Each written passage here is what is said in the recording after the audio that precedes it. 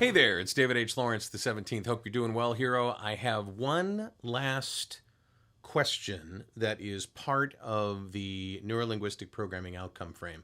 And I kind of saved it and put it off by its own because it can stand on its own. It doesn't have to be a question that is part of the progression of that outcome frame where you ask, what is it that you want?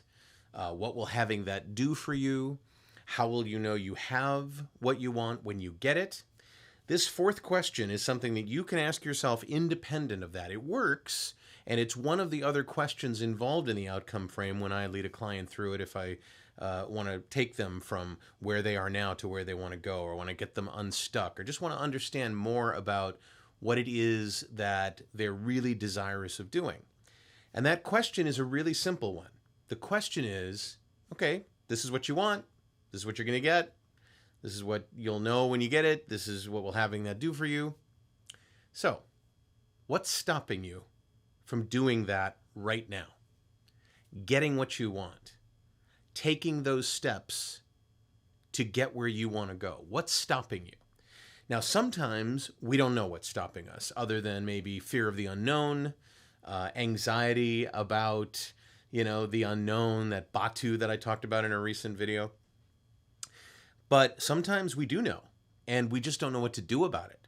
Sometimes we know what to do about it, but we don't have the energy or the resources or the ability to even identify what it is. There are so many different ways that what's stopping you, which sounds a little accusatory. Really? So what's good? Go for it. What's stopping you? And you think the answer is, oh, nothing is stopping me. Why? I'm able to do anything I want, anytime I want. But we know that that's not true all the time. But I submit to you that it is true more often than you think it is. I think that sometimes we don't know if we're going to be successful. So to keep our win-loss record a little bit better, we don't try, just in case we lose, right? Or because failure can be disappointing, failure can be disheartening, failure can be embarrassing. We say, I don't know what's stopping me, but whatever it is, I'll figure it out and then I'll try at some point. But really asking yourself the question, if I want to get this, if I want what I want, if I want to get that, and I've already confirmed that the reason I want it is for this, and how I'll know when I get there is this, really take a hard look at where you are. And look, if you want to do audiobooks, what's stopping you? Very little. I mean, if you've got a reasonable quality microphone, the AT2020 USB Plus, and you have a quiet place to record, maybe what's stopping you from doing audiobooks is a lack of confidence in your ability to narrate. Or maybe it's, I don't know how to do accents and dialects, so I can't do audiobooks. It may be things that are true, and it may be things that you're simply telling yourself because you think they're true. So really, really testing the validity of what it is that you think is stopping you is absolutely paramount. Because if you come up with those reasons, what's stopping me? You write them all down. Maybe there's 3-4 reasons why you haven't started doing audiobooks. You don't think you're going to make any money. It takes too much time. I heard this a lot at WovoCon a couple weeks ago. Oh my gosh, it's so stressful. It's so strenuous. How do you talk that long? And I had to disabuse some people of the notion that you talk constantly for hours to narrate audiobooks. It's usually bursts of 20 minutes to 40 minutes, which, that's not really all that much. And it's a lot easier on your voice than doing animation or video games, especially the efforts. So again, testing that validity, it's not really valid to say that audiobooks are strenuous or you need some sort of incredible stamina to do them.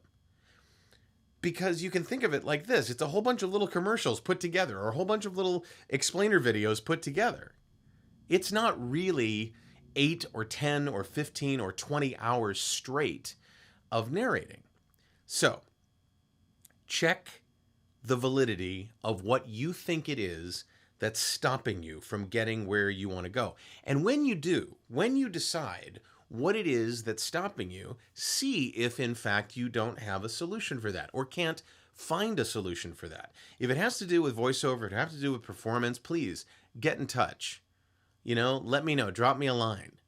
There's probably something that you can do that will move you off the dime, will move you towards the first down line, right? Move you towards the touchdown. I've been watching way too much football this season. Okay, so that's going to be the last of what I do, I think, with the outcome frame, because those 4 questions: what do you want? What will having that do for you? How do you know you have it when you get it? And what's stopping you?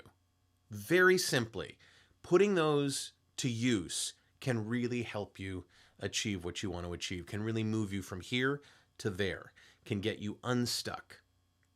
Question for you: what's stopping you from getting what you want? You don't have to tell me what you want in the comments below. You don't have to tell me. But tell me what's stopping you. And be prepared for me to maybe question and maybe do a little arguing. I don't know. Friendly arguing. But truly, tell me what's stopping you. Tell me what it is that's stopping you. If you want to be on my list, I'd love to have you. Get on the list. Drop down to the bottom of this page if you're watching the video on voheroes.com. Join the list, and I will let you know when we do these videos in the future. We're doing one today through the end of the year, and then we're going to... Apparently, people love the phrase once a week on Wednesday. So I think that's what I'm going to call it when we start at the beginning of the year. Once a week on Wednesday. I'm David H. Lawrence, the 17th. I thank you so much for watching, and I will talk to you tomorrow.